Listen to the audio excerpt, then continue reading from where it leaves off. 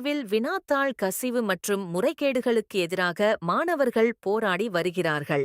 ஒன்றிய கல்வி அமைச்சர் தர்மேந்திர பிரதான் பதவி விலக வேண்டும் என்பது முக்கிய கோரிக்கை. ஜந்தர் மந்தரிலிருந்து பாராளுமன்றம் நோக்கி ஆயிரக்கணக்கான மாணவர்கள் பேரணியாக செல்ல முயன்றனர். போலீசார் தடியடி, கண்ணீர் புகை குண்டு பயன்படுத்தி கலைத்தனர். இதில் ஏராளமான மாணவர்கள் காயமடைந்தனர். நீட் முறைகேடு, அமைச்சர் பதவி விலகல், மாணவர்கள் போலீஸ் மோதல், மாணவர்கள் தற்கொலை, இழப்பீடு ஆகியவற்றை வலியுறுத்தி டெல்லி ஜந்தர் மந்தரில் போராட்டம் தீவிரமாக நடந்து வருகிறது. நீதிமன்ற வழக்குகள் என பரபரப்பாக உள்ளது.